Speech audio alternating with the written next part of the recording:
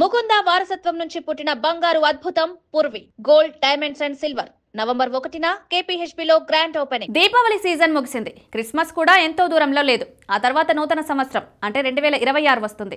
Stock మార్కెట్లు ఇటీవల చాలా అస్థిరంగా ఉన్నప్పటికీ దీపావళి వరకు గత కొన్ని వారాల్లో బంగారం ధరలు గణనీయంగా పెరిగాయి.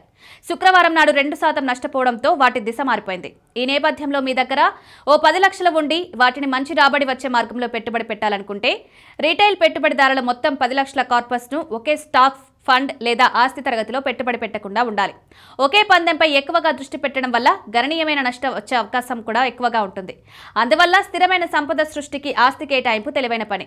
అప్నాధన్ ఫైనాన్షియల్ సర్వీసెస్ వ్యవస్థాపకురాలు ప్రీతి చండే కూడా ఇదే అభిప్రాయాన్ని వ్యక్తం చేస్తున్నారు.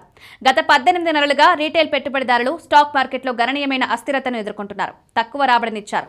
బంగారం, వెండి వంటి వస్తువులు పెరిగాయి.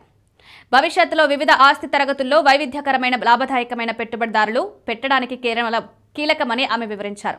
మీ డబ్బులో ఎక్కువ భాగం బ్లూ చిప్ స్టాక్లపై పెట్టండి. అయితే మీరు మిడ్ స్మాల్ క్యాప్ మ్యూచువల్ ఫండ్లకు తక్కువ కేటాయింపులు చేయవచ్చని కూడా వాదిస్తున్నారు.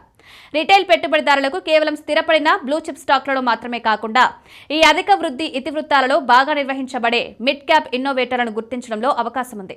బ్యాంకింగ్ వంటి రంగాలలో స్థిరమైన లార్జ్ క్యాప్ స్టాక్లతో మీ పోర్ట్ఫోలియోను ఎంకరేజ్ చేయడం, మౌలిక సదుపాయాలు, పునరుత్పాదక ఇంధన వనరులలో అధిక వృద్ధి మిడ్ క్యాప్లకు తక్కువ భాగాన్ని కేటాయించడం ద్వారా గణనీయమైన సంభావ్య పెరుగుదలను చూడొచ్చు. నిపుణులు 10 లక్షల రూపాయల కార్పస్ ను వివిధ ఆస్తి తరగతుల మధ్య విభజించాలని సిఫారసు చేస్తున్నారు.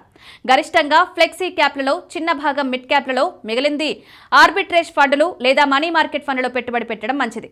10 లక్షలు పెట్టుబడి పెట్టాలంటే 50% diversified equity mutual funds, flexi cap, multi క్యాప్లకు కేటాయించడాన్ని పరిగణించండి. రిటైర్మెంట్, విద్య వంటి దీర్ఘకాలిక లక్ష్యాల కోసం మిడ్ క్యాప్లలో కొంత భాగాన్ని కేటాయించండి.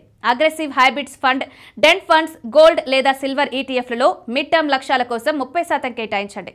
చివరగా arbitrage funds, money market funds లేదా అల్ట్రా షార్ట్ టర్మ్ ఫండ్స్లలో 20% పక్కన పెట్టండి. లిక్విడిటీ, అత్యవసర అవసరాల కోసం బ్యాంక్ ఫిక్స్డ్ డిపాజిట్లను పరిగణించండి.